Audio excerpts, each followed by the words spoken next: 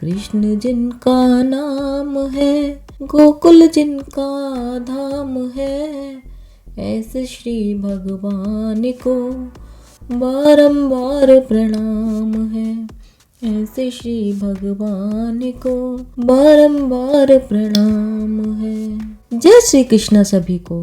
कैसे हैं आप सब? जल्दी से कमेंट में जय श्री कृष्ण लिख दीजिए।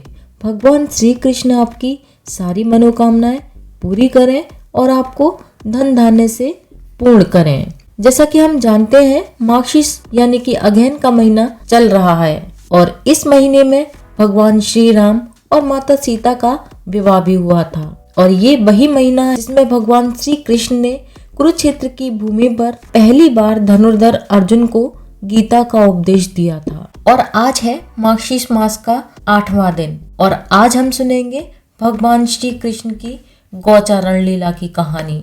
ये तो हम सब जानते ही हैं, भगवान श्री कृष्ण को गायों से कितना प्रेम और लगाव था और गोकुल में गायों का जन्म भी उनके अनेक जन्मों के पुण्य का परिणाम था। वे गाय कितनी भाग्यशाली थी कि उन्हें भगवान श्री कृष्ण का पुचकार भरा प्रेम मिलता था और भगवान श्री कृष्ण उन गायों को अपने कोमल हाथों से सहलाते थे और अपने वस्त्र से ही उन गायों की धूल साफ करते थे और उनका गौ प्रेम तो देखते ही बनता था। उन गौओं को भी बालक श्री कृष्ण को देखे बिना चैन नहीं मिलता था। सुबह होते ही श्री कृष्ण के दर्शन की लालसा से नंद भवन के मुख्य दरवाजे की तरफ टकटकी लगाए देखा करती थी ताकि श्री कृष्ण के दर्शन उन्हें तृप्त कर सकें। तो आइए इस प्रेम को आगे बढ़ाते हुए मैं आपको एक रोचक कहानी सुनाने जा रही हूँ, जिससे आपको ये भी पता लगेगा कि जो हम कार्तिक मास में गोपाष्टमी मनाते हैं वो क्यों मनाते हैं। क्योंकि वो ही एक ऐसा दिन है जिस दिन भगवान श्री कृष्ण ने गौचारण लीला प्रारंभ की थी। जब भगवान सिर्फ 6 साल के थे तो एक दिन भगवान मैया से बोले, मैया मैया अब हम बड़े हो गए हैं।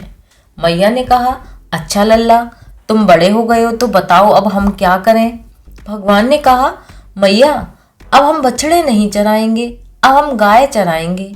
मैया ने कहा, ठीक है बेटा, बाबा से पूछ लेना, अगर आपके बाबा हाँ करें तो आप चले जाना। अच्छे भगवान बाबा से पूछने चले गए। बाबा ने कहा, लाला तुम अभी बहुत छोटे हो, अभी बछड़े ही चराओ। भगवान बोले, बाबा नहीं, मैं तो गाय ही चराऊंगा।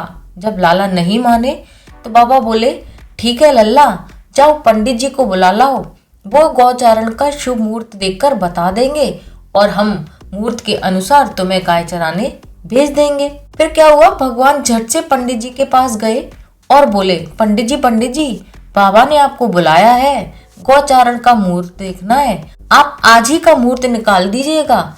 यदि आप ऐसा करोगे तो मैं आपको बहुत सारा माखन दूंगा। पंडित जी घर आ गए और पांचांग खोलकर बार बार पेज उलटने पलटने लगे और उंगलियों पर गिनने लगे। बाबा ने पूछा, पंडित जी क्या बात है, आप बार बार क्या गिन रहे हो?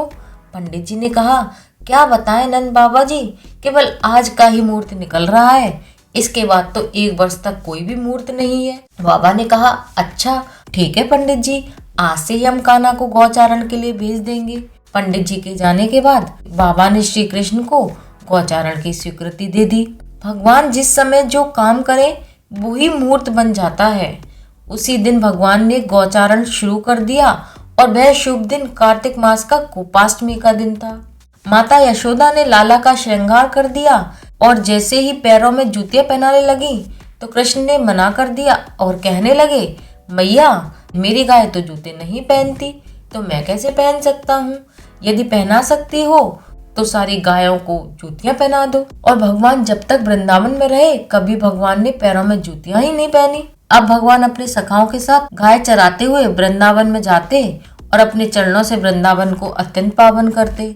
अब यह वन गायों के लिए हरी भरी घास से युक्त रंग बिरंगे पुष्पों की खान हो रहा था। आगे आगे गाय और उनके पीछे पीछे बांसुरी बजाते हुए श्याम सुंदर और बलराम और फिर भगवान श्री कृष्ण के यश का गान करते हुए ग्वाल बाल।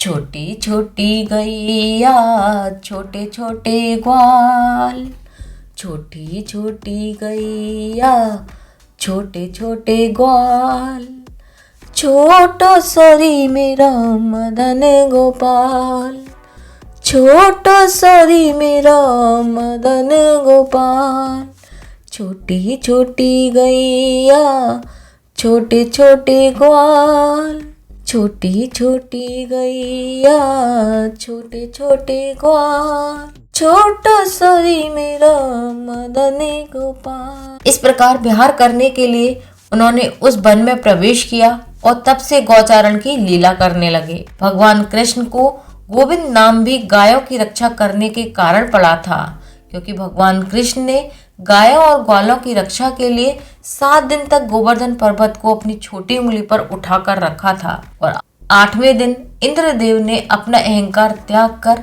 भगवान श्री कृष्ण की शरण ली थी और उसके बाद कामधेनु ने भगवान श्री कृष्ण का अभिषेक किया था और इंद्र ने भगवान को गोविंद कहकर नए नाम से नवाजा था और उसी दिन से इन्हें गोविंद के नाम से पुकारा जाने लगा।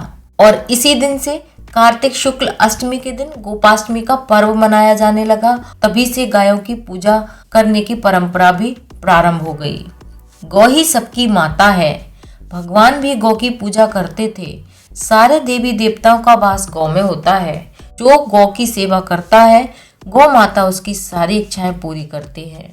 तीर्थों में स्नान दान करने से, ब्राह्मणों को भोजन कराने से, व्रत उपवास और जप तप और हवन यज्ञ करने से जो पुण्य मिलता है, वही पुण्य गौ को चारा या हरी घास खिलाने से प्राप्त होता है। जानिए कि गौ सेवा का इतना महत्व है। ये थी आज की कहानी। कमेंट करके जरूर बताना कि आपको कहानी कैसी लगी।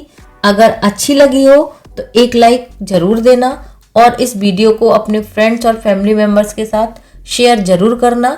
मिलती हूँ फिर नई कहानी के साथ। तब तक के लिए जय श्री कृष्ण।